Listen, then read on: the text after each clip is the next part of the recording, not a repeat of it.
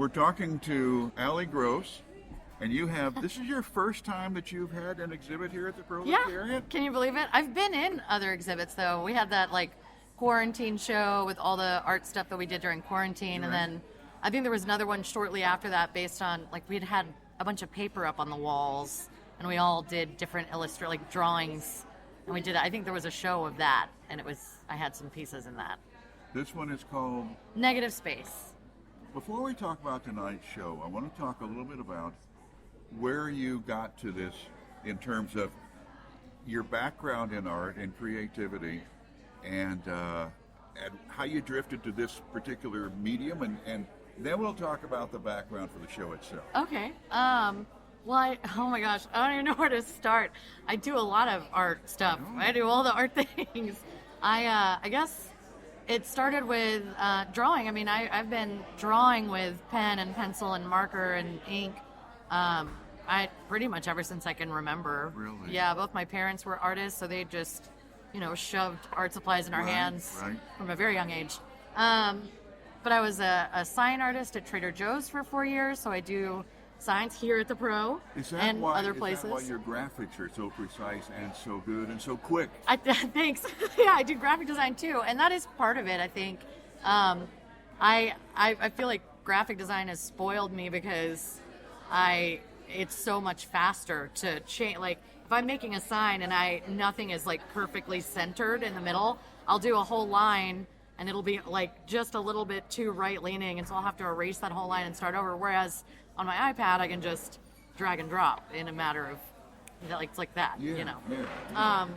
But yeah, I do graphic design. I do a lot of digital illustration too, and this show actually and most of my paintings start in the digital space. I wondered about that. Yeah. I mean, because I wondered how much digital creation there was involved in these pieces. Oh, there's a lot on the tail end. Every single one of these came from reference photos that I had made illustrations for, and then blocked out the color, chose the color palettes on my iPad, laid everything out for myself, and then made a whole digital piece, and then basically project that and paint over what I have, and then paint it in real life. And your media is what? What are you using? It's all acrylic paint. Yeah. Okay. And there's some with neon acrylic, and there's neon pigments mixed in, and how much do you deviate from? Just talk about the process just a little. You create this graphically. Well, they're very different. You mean the stuff that I do on my iPad versus what you see? Yeah, say you project and get. So where? It's different. There's adjustments that happen because there's certain things that I'm doing on my iPad that don't emulate the way that paint actually moves, if that makes sense, or mixes. No, it does make perfect sense. And so there's definitely some sort of transformation that happens in between the initial idea that's very thoroughly sketched out on the iPad and what I actually end up making.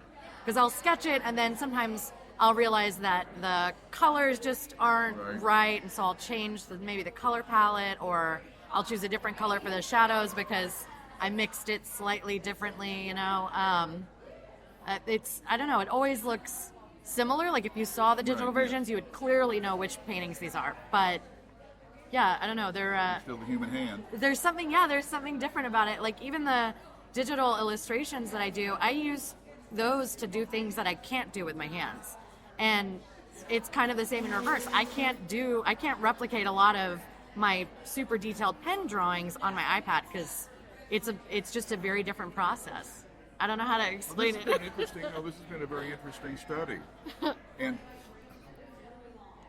can we talk about the exhibit tonight a little sure. bit? Let's just lead into that. Negative spaces, yet the colors are vibrant. Yes. Yeah. I made a challenge for myself, having come from a pen background. Yeah.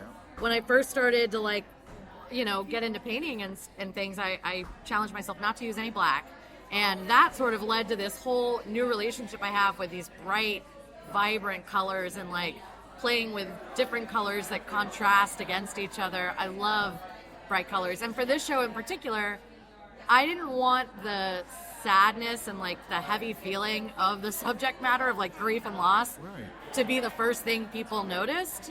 I want it to be inviting. I want it to be something that almost gives you happy feelings looking at it. It does.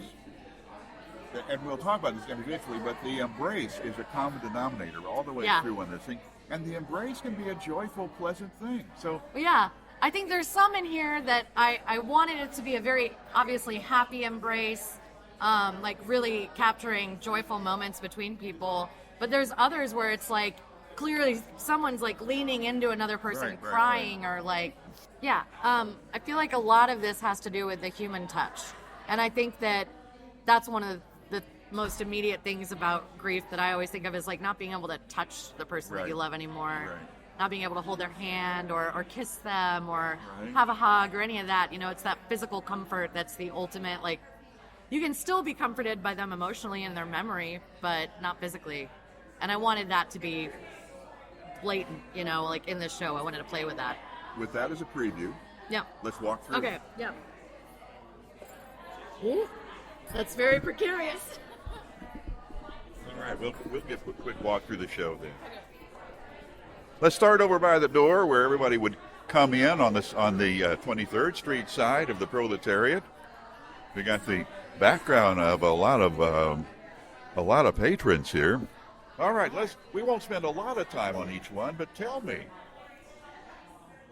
About this? Yeah, about this one. Well, I wanted to have a bunch of different examples of loss, and you know, I've got a mother and a child here in this one. Right. I've got another one that's like an elderly couple, and the wife is missing, Right. and this one the child is missing. I've known a lot of people that have experienced this type of loss before, and it's heart-wrenching. You know, but it's kind of every one of these is kind of heart-wrenching in a way. It is, and of course the lost party is always monochromatic Yeah. here, and it's an image that what is there but isn't there. Yeah. Is that sort of where you're trying to go with? Well, yeah, the whole reason that I used the negative space the way I did is because I really wanted to explore how we interact with this new gaping hole in our life, like Right. the absence of a whole person, this blank space where a whole life used to exist, you know? Good. And you've got these lines all around each one of the figures meant to represent sort of that combined ripple effect. Like, it's still affecting this person's background even though something's missing. This is the stone in the water. Yeah, yeah. It just goes on forever. Yeah. Wow. Okay, let's continue then. We don't have to do them all by name, but just give me a little bit of background here. This is Oh, comforting. This is one of the ones that I wanted it to be a little bit ambiguous as to whether or not it was happy or sad. This one, and then that one down there, the embrace. right. I really liked both of these. This is one of the last ones I did, and the reference photo that I used was very, very different from what the end photo, like Right. what the end expression was. Right. It was a much more clear expression in the photo. I'm not going to tell you whether or not it was happy or sad, but No. I kind of like the idea of someone dealing with a loss that they don't know if they're happy or sad about, because Very good. The ambiguity. yeah, you know, Wow. Wow. So not quite at that point where you can be happy about everything yet. We'll move on. Just give me a glancing blow on some of these. This is one of the first ones I did. It's called Laying in the Grass, and it's sort of an aerial view of two different people with their arms linked. I just like this casual, like, tender moment. You know, I imagined it as like, I thought about all the times that I found myself laying in grass at like Manil Park or different places with my friends around the beach, you know? Wow. Put it on. Embrace. Yeah. Wow, that sums it up. I love this one. This was the first one that I finished out of the series. And again, you can't really, like, the face is kind of obscured. Right. So you don't really get a sense of expression. But to me, I have been picturing this as like a very joyous embrace, you know? Right. Almost like maybe sisters that haven't seen each other in a long Visually, time. it could go any direction Yeah. because you've left that ambiguous. Yeah. Wow. And this is one that is, of course, a favorite of everyone's, and it was Yeah. highlighted on your opening page. On this, tell me about this one. Oh yeah, reaching out. This is the one that Becky used on all the posters and Right. everything. This is the only piece that doesn't have any face or hand, like heads in it. You know, it's Right, just right. two hands, and it's also the one that has like the most blurred lines of all of them. You know, Right, it's the yes. biggest one. I wanted to have one nice focal piece that sort of summed everything else up. And I think this says a lot about what the show is as a whole, with very little, with just the hands. You know, you don't know if it's a man or a woman. You don't know if it's happy or sad. You don't know what's going on, but you've got these two people sort of locking arms, and one of them's not there anymore. Is there? Ooh. And there's a red dot on it. Wow, already. We haven't even started yet. So, that's great. Let me ask a quick question on this. Yeah. And the patron now that has purchased this might want to know this as well. So is it any coincidence that the highlights in the existing person are reflection of the negative same space? Yellow. I use the same yellow, and I thought about that for a lot of them. I thought about incorporating the colors of the missing people in the actual figure, but I also really like the idea of, like in this one in particular, I wanted it to be sort of a reflection of maybe the impact that this missing person had on the fully detailed and person. or relationship. Yeah. Like so they've left something behind. Yeah. Wow. You get it. It's pretty heady stuff. Yeah. Wow. This one's shoulder to cry on. I feel like this is one of the more sad pieces to me, anyways. It is. There's no mistaking the emotion. Yeah.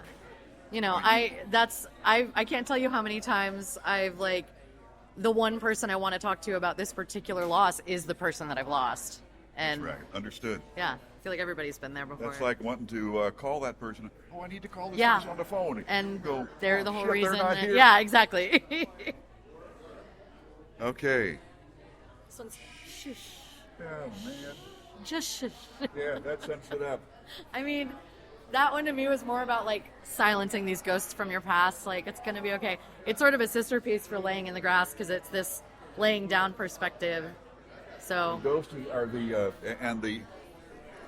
the negative space is very nebulous in that too. Yeah, there's a head here, and this is like where this person's face might have been. Maybe. Yeah. I don't know. You've left that to some discernment, though. Yeah, that's true.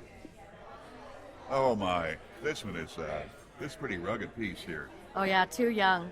So I lost both of my parents pretty early. Not super early, but I had just turned 18 when my dad died. I was 24 when my mom died. So I've lost both of my parents and have dealt with my fair share of like adult orphan issues. But one phrase that was repeated to me in the immediate like wake of both of those losses was, "Oh, you're so young. You know, you were too young. It shouldn't have happened to you so young. It's not fair. Blah blah blah." But it did. But it did. You know, yeah. And I wanted to include something like that in the show. I feel like it's important. Wow. Yeah. Oh my. Last Dance is one of my favorites. Oh my. It's goals, but it's like sweet and sad, you know? It is on all levels. Yes, totally on all levels. Well, I kept thinking about when you have like, and I'm not speaking from a place of perspective, but I've known a lot of people who have had really significant losses later on in life, and they're older, and I was just thinking about, you know, the last really happy memory that you might have with somebody right before you lose them. Right. And that's what you need to hold on to, you know? That's what this is. Great. Obviously mature. All right. Well, such a crowd. That's all right. They seem to be writing checks even better. So. That's quite a fan base here already. That's nice. Great. Very nice. Okay, now, these a little bit different style on these. A little more active. Yeah. They were meant to be sister pieces from the beginning, too. So we've got Last Kiss and First Kiss. And this is sort of, I did this one at the same time that I was doing that Last Dance one. Right. And, you know, thinking about maybe these are the same people. Maybe this is her. Maybe this is him. Right, two different universes. But either way, you've got this, like, youthful, very sensual sort of kiss happening in the first kiss. And then in the last one, you've got, like, this woman whose whole face is being cradled by a man kissing her forehead, just, like, very, very tender and sweet. This is, I'm not misreading, there's a bit of sensuality in all of these. Oh, yeah, I mean, I would hope so. Okay. Yeah. Wow. Yeah. These two are striking, very, very striking. Oh, thanks. Let's move over to the final wall. Oh, yeah, all the tiny pieces. Starting with your bio, and... I'm painting my Elizabeth punches. Isn't this great? That's great. And a pair of trousers. Yeah, my paint pants. I'm always covered in paint. Yeah. I have paint all over my arms. I have paint all over my pants. I don't really use palettes. I use my body because I just can't be bothered. Those are at least that's unpriced as best I can do. Where is it priced? Well, I still want these pants. They're for display. They're not for sale. They're on loan from the artist's personal collection. Okay. A work in progress. Yeah, I would still say. need these pants. And then you've got some great. Is it on wood blocks? Is that? Yeah, so these are all on birch panels. They're 5x7, and I did photo transfers. I picked 20 of my actual family photos, and specifically ones that included people that are no longer with us. So we did photo transfers on these, and I applied that same sort of negative space concept to these, like just sort of blocking out and coloring over the people that aren't around anymore, that aren't part of the picture. But I really like the way these came out. I do too. All these are just great. Your work is great. Thanks. We've enjoyed the conversation. Your art will be here at the Proletariat for how long? Until July 13th, I think. July 13th? Yeah, sometime at the beginning of If July. there's anything left after tonight. I mean, one can hope. Alee Groce, thank you so much for your time. Thank you so much, Jim. This is fun. Yeah, me too. Thank I you. love you. Yeah, I'm going to go talk to you later.